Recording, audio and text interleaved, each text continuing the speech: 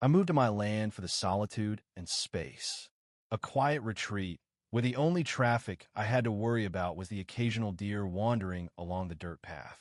For a while, that peace was exactly what I needed, until the neighbors from the hilltop started using my property as a shortcut. It wasn't even an official road, just a worn trail that maintenance crews had used a few times for some old utility work. But before long, people started taking advantage.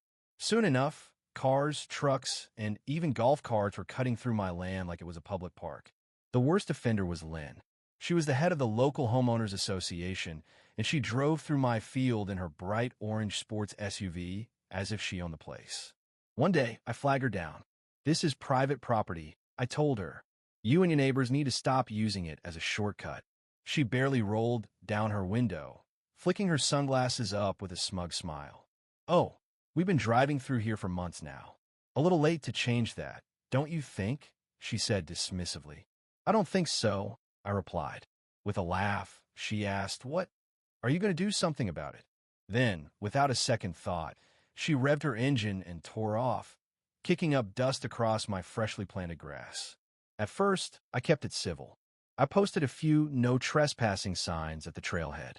But within a week, 2 of them were knocked down, and one was even used as a makeshift wool chalk for a dirt bike. When I saw one of the HOA members idling on my property with an iced coffee in hand, I tried again. "This is private land. Please leave." He just chuckled and shrugged. "Come on, it's just a shortcut."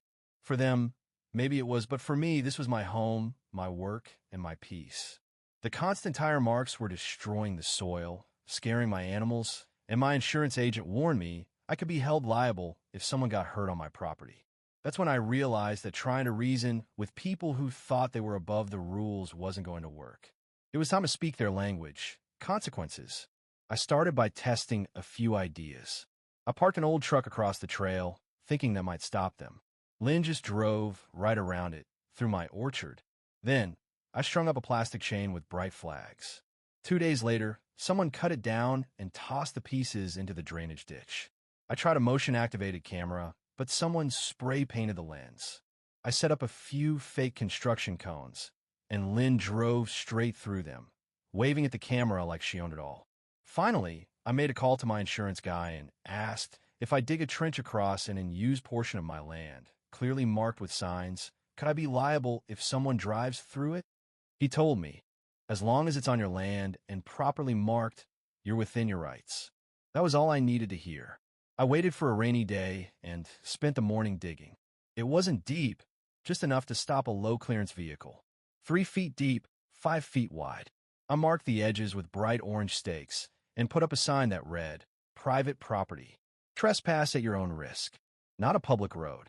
Then, I lightly camouflaged the trench with a tarp and covered it with straw, just enough to make it look like part of the landscape. No tricks, no traps, just an obstacle that any sensible driver would stop to avoid. I sent an email to the HOA, one last warning. The subject line was simple: final notice, illegal shortcut. I explained that due to safety concerns and property damage, the trail was closed. Lynn never replied, but the next day, I noticed tire tracks in the mud again. That's when I stopped thinking about being fair. I started thinking about boundaries. It was a Tuesday afternoon when I heard the roar of a powerful engine. I was sitting on my porch, sipping coffee, when I heard it, Lynn's unmistakable engine, that throaty hum of her sports SUV, approaching from the ridge. She crested the hill, tires spitting mud as she came down the trail, just as confident as ever. But this time, something was different. She didn't see the trench.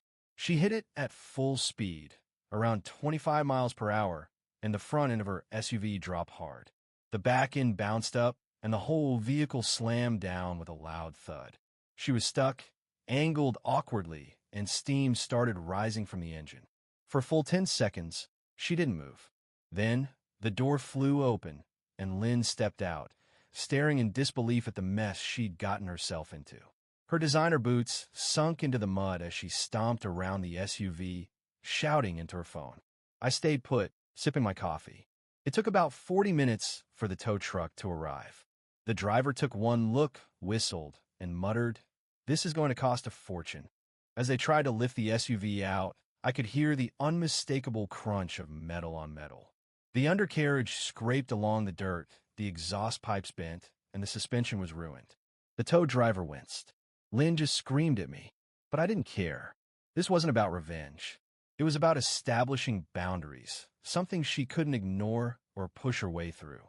By the time they finally dragged her SUV out of the ditch, covered in mud and looking like it had just failed an off-road race, Lynn saw me watching. She didn't say a word.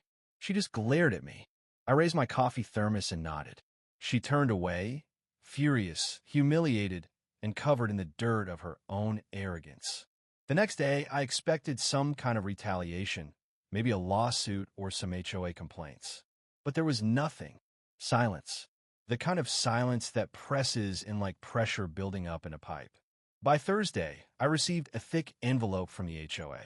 It was full of legal jargon, demanding clarification about the obstruction I had placed in a common area.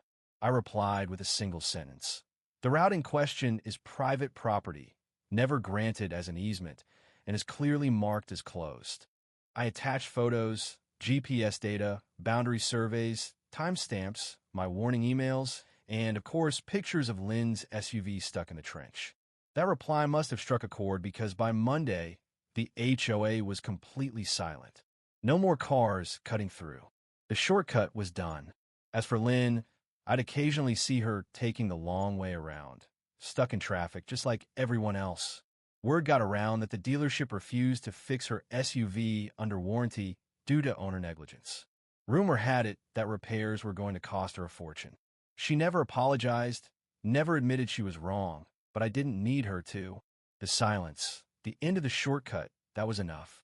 One afternoon, as I was working on a fence post, I saw her drive by, glancing at the old trail that had grown over with weeds. Without hesitation, she sped off down the paved road. I tipped my hat to the ditch. It had done its job. Sometimes the best boundaries aren't made of fences or walls.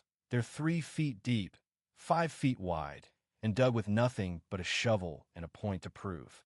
In the end, the whole ordeal wasn't about getting even. It was about making it clear that boundaries matter. Lynn's arrogance and the HOA's disregard for personal property had pushed me to a breaking point, but standing my ground with dignity, not aggression, was the real victory. Sometimes the best way to deal with people who feel entitled is not to shout back, but to build something they can't ignore, something they can't bulldoze through, no matter how powerful they think they are. The silence that followed spoke volumes. The once bustling shortcut, which had been treated like a public road, was now nothing more than an overgrown path, abandoned by those who once thought they could waltz through whenever they liked. The land was mine again, and with that came a renewed sense of peace. What really stuck with me, though, was how this whole situation shifted my perspective on ownership and respect. It wasn't just about a piece of land. It was about standing firm in the face of entitlement and asserting control over what was rightfully mine. People could try to walk all over you, but when you draw a clear line, they'll have to respect it, even if it's just a deep trench in the ground. In the end, the real lesson wasn't about revenge or punishment. It was about self-respect and the power of standing firm in the face of arrogance. Sometimes, boundaries aren't just physical, they're a statement. And once you make yours clear, even the most entitled will know not to cross them again.